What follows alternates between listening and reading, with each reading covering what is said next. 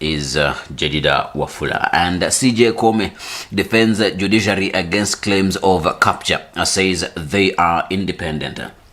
Chief Justice Martha Koome has defended the judiciary over graft accusations by the executive. The CJ affirmed that the judiciary is independent in the execution of its mandate of justice. This following a series of sustained attacks by the executive on the judiciary, accusing unnamed judges of corruption. Here are the full details. Today we meet at a time when the whole country has been talking about judicial independence. And of course the discussion has not been present because the judiciary has been accused of being corrupt. And we accept we are part of the society because you cannot talk about corruption in the judiciary alone. Who is bringing corruption to the judiciary? Why are we allowing our people to be so vulnerable, to feel like they must give a bribe for their case to proceed? Who is this asking for a bribe? Why do we have a mechanism of investigating or prosecuting and we are not prosecuting these cases of corruption?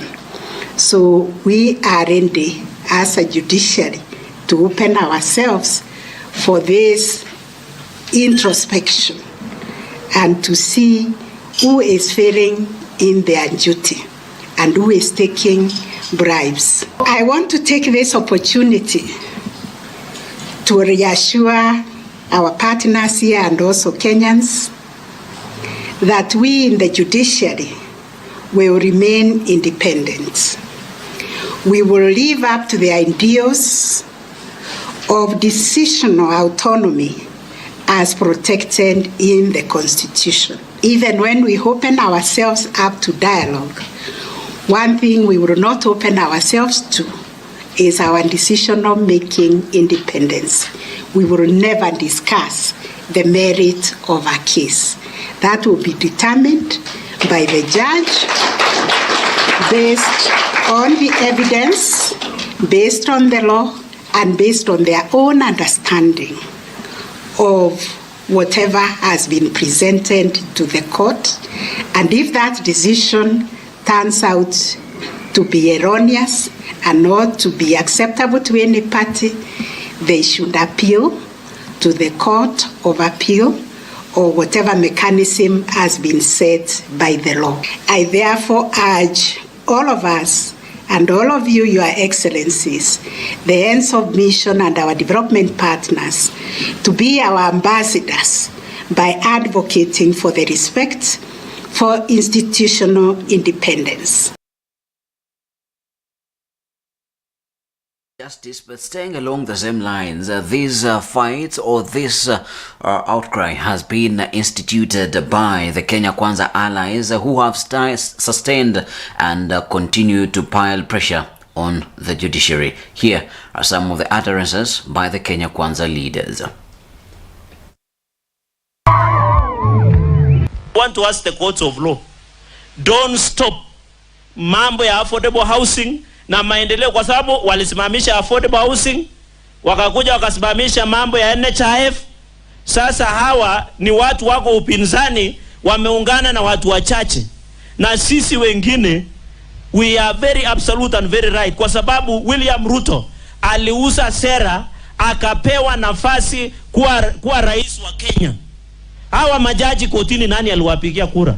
Sasa hata mimi nashindwa, hii Kenya itajengwa aje?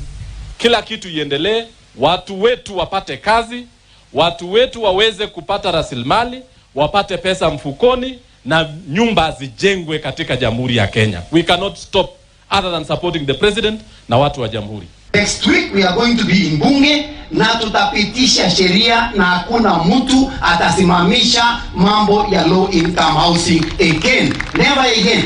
Kwa sababu this is for the good of the people. The president means well, but a few people wamekimbia kotini, wametumia njia ya nyuma, wamefanya kwanza wasimamishe. Nia ya president kwanza ni kuhakikisha kwamba tuko na food security. Ya pili ni kupeana ajira kwa vijana wetu ambao wanaenda kufanya kazi katika kazi ya mijengo. Na tumeona kwamba president is a very very resourceful person, very creative. Katika kila sekta ana suluhisho. Huku nje mambo ya koti, huyo shetani afanye nini? Huyo shetani afanye nini?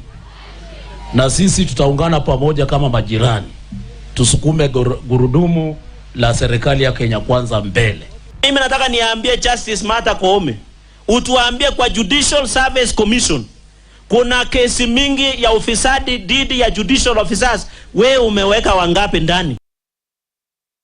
A sustained attack to Azimio coalition to sue government over high cost of living. Now, Azimio coalition now wants President William Ruto to abandon the push for the housing levy, saying Kenyans have been vindicated by the courts. Odinga, who chaired Azimio Executive Summit yesterday at his Capitol Hill office, said the opposition coalition will embark on a pushback to have the government lower the cost of living, even if it means taking legal action. Here are pictures from that particular story.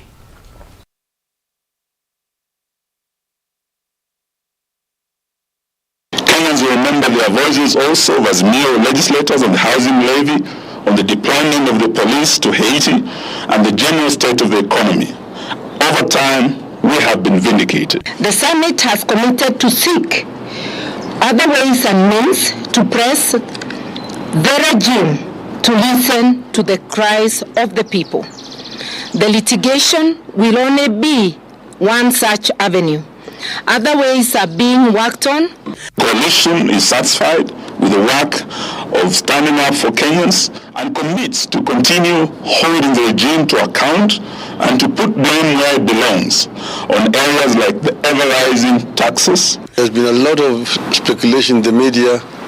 Azimio is splitting, Azimio is convening meetings which have not been held, and so on and so forth. That is all trash media propaganda. The summit therefore reaffirmed its commitment to the renewal and strengthening of all the constituent parties through various activities, including member. Along the same lines, Kenyans have continued to give views on the new affordable housing bill.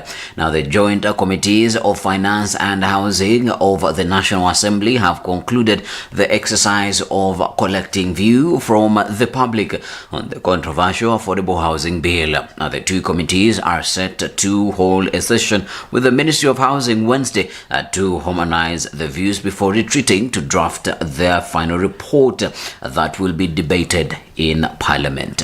Here are the full details.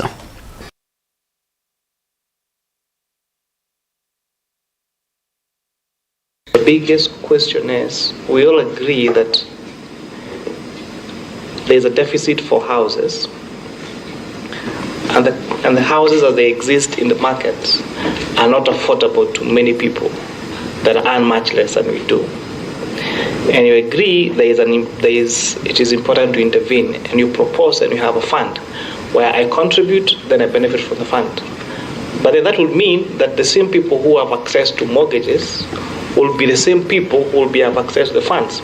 Running around the whole country putting up houses, and we have Madare, we have Kibera, we have all Korogochos where we can put up houses and get the people to live in and pay the rent or own them would be a better idea. We believe that the challenge of affordable housing is very big, Chair. And we don't think it can be solved by a singular solution. That we say we introduce a levy and we shall have dispensed with that problem. We believe that affordable housing can only be resolved through a cocktail of solutions, and we are here to present one of those solutions to you, Chairman.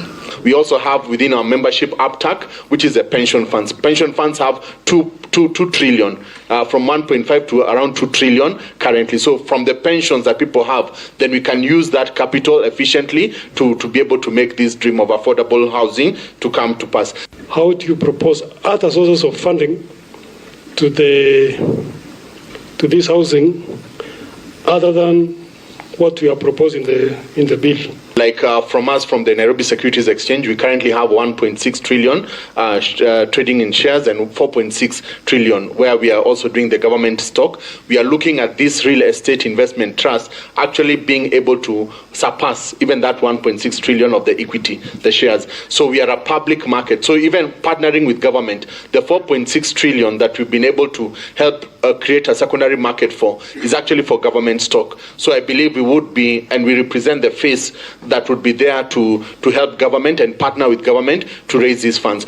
Private sector, Chair, and I can sincerely tell you this, is interested in playing in this space and providing affordable houses. We're not asking for any special treatment.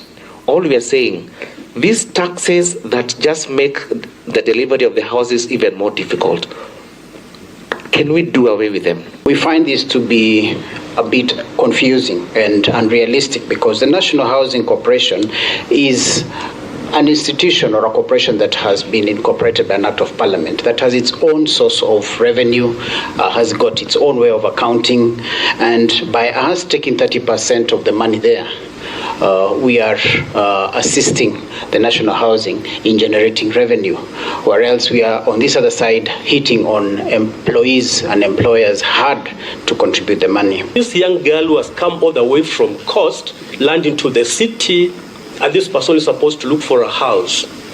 Chair, the kind of places where these students are staying is deplorable in terms of sanitation, in terms of security, in terms of accessibility. Now a case has been filed to challenge 2023 KCSE results. Now a community-based organization has sued the Kenya National Examination Council over the integrity and the credibility of the 2023 KCSE results. In a petition filed under the Certificate of Agency, Operation Linda Jamii accused Education CS Ezekiel Machogu of rolling out the new grading system, contravening Section 10 of the Kenya National Examination Council Act, which gives the council absolute power in changing